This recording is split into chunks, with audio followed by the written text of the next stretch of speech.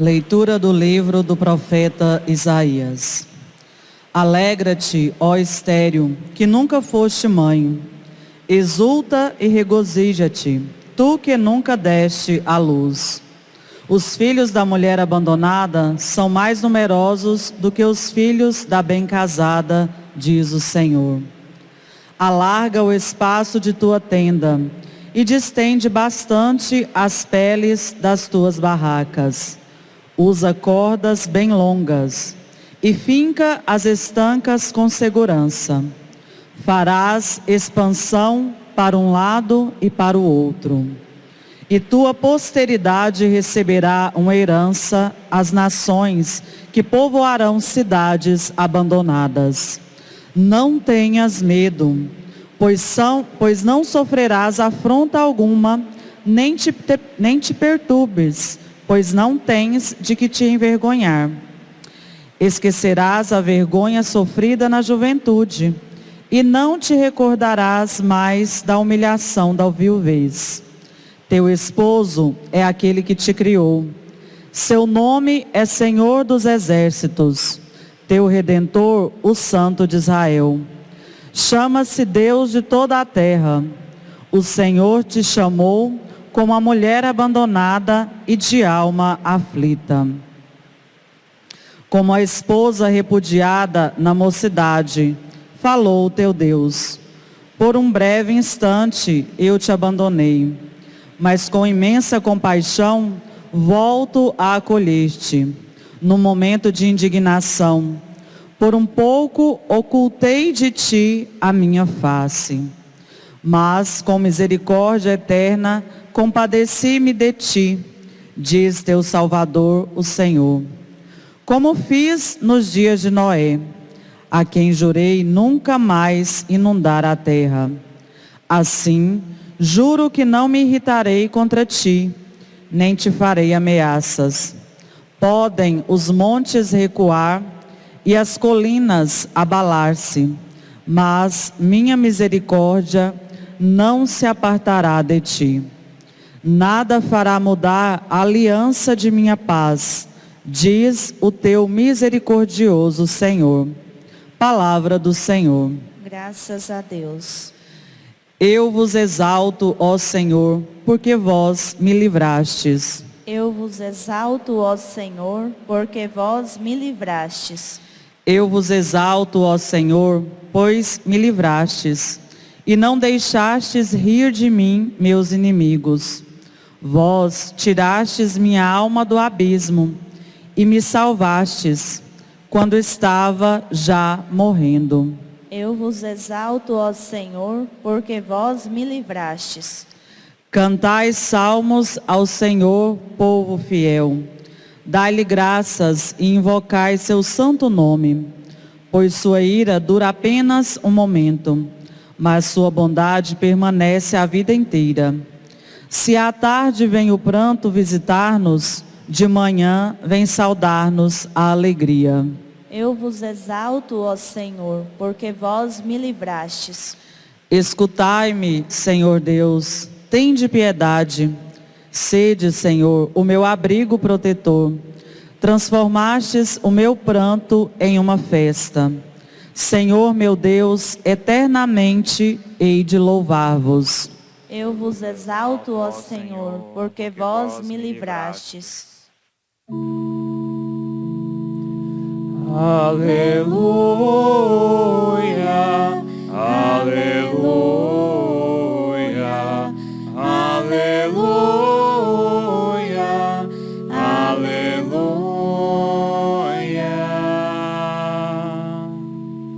Preparai o caminho do Senhor, endireitai suas veredas. Toda a carne há de ver a salvação que vem de Deus. Aleluia, aleluia, aleluia, aleluia.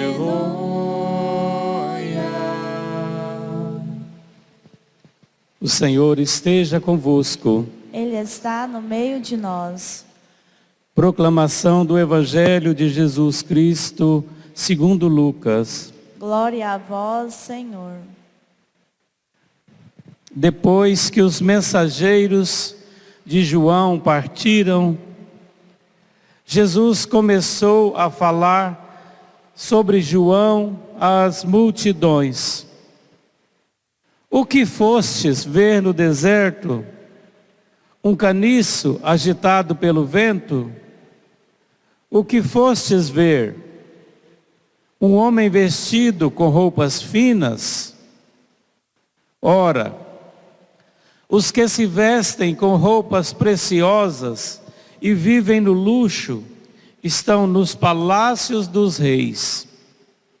Então, o que fostes ver? Um profeta? Eu vos afirmo que sim. E alguém que é mais do que um profeta. É de João que está escrito: eis que eu envio o meu mensageiro à tua frente. Ele vai preparar o meu caminho diante de ti. Eu vos digo, entre os nascidos de mulher, ninguém é maior do que João. No entanto, o menor no reino de Deus é maior do que ele.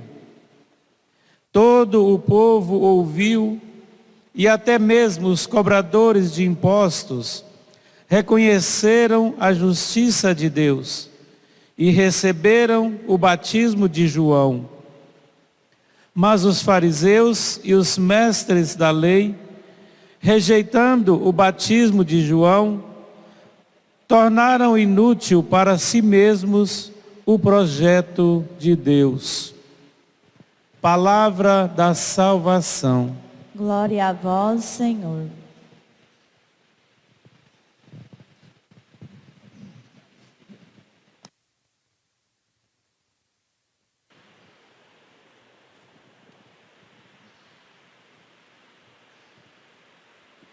Caríssimos irmãos e irmãs, também rádio ouvintes e estão as redes sociais.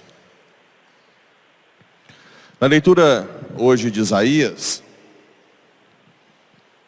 fica bem claro um dos aspectos que Deus gosta de comparar o seu amor. Há um amor chamado esponsal, amor de esposo. Desde o momento que Adão e Eva dão as costas para Deus, uma das formas mais fortes do Antigo Testamento que Deus coloca o seu amor é amor esponsal.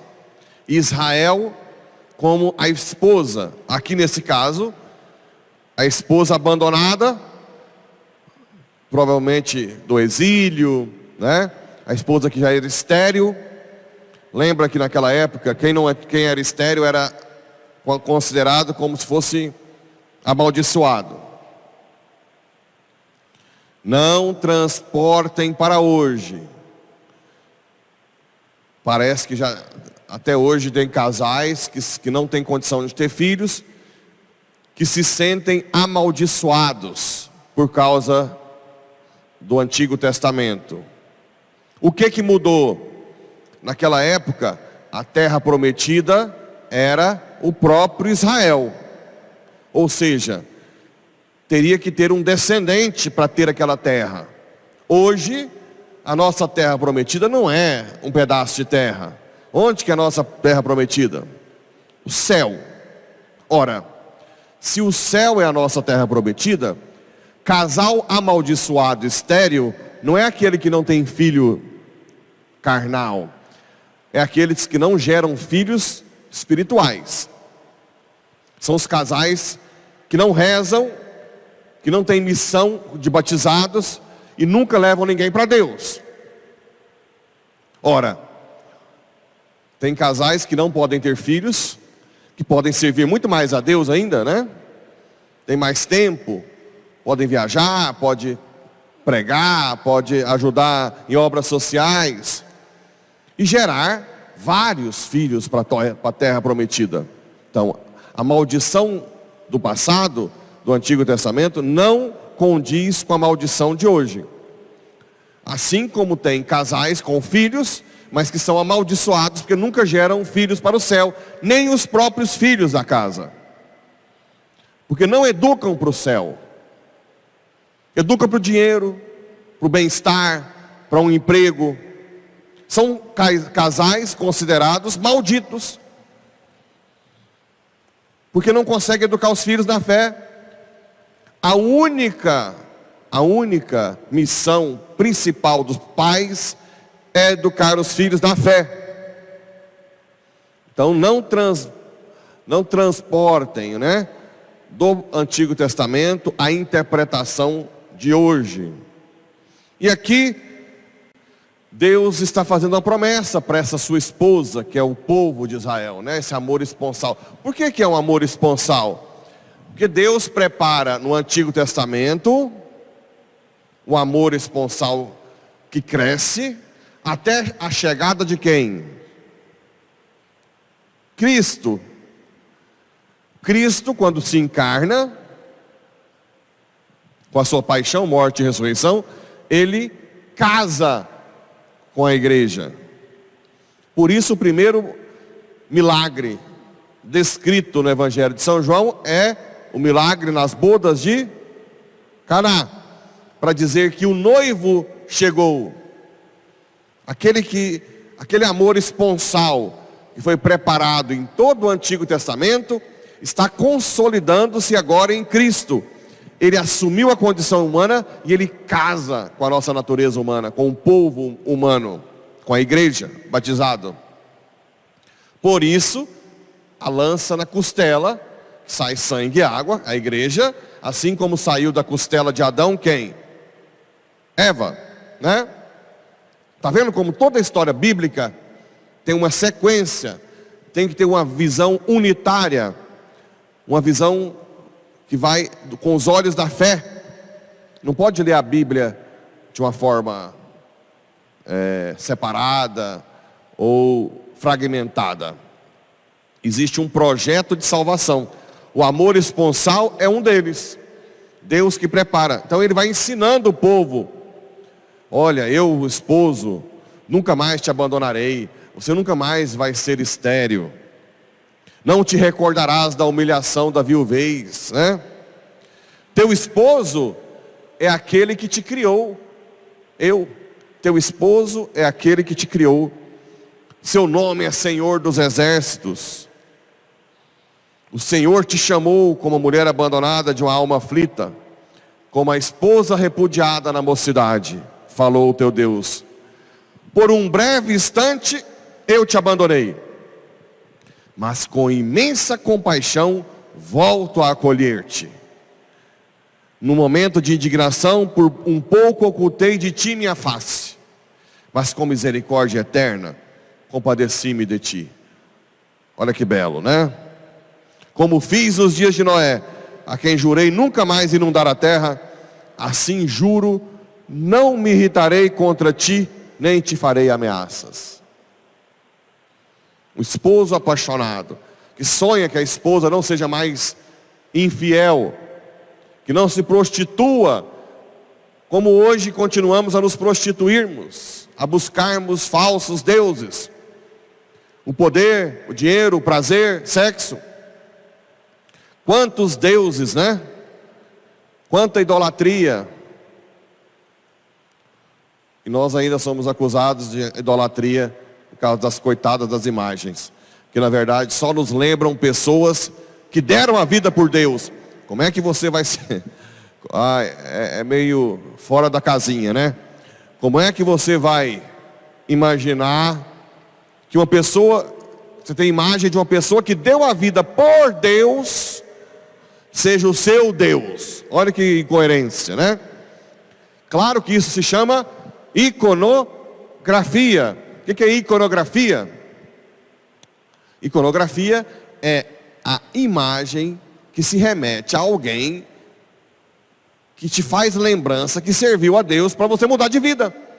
Ou seja, quando tem a imagem São Luís Gonzaga, Santa Rita, quando a gente está reclamando da vida, fala, poxa, esse menino largou lá a vida monárquica, ele era filho de marquês na Itália, para viver a pobreza, e depois morreu cuidando dos pobres, e eu aqui reclamando.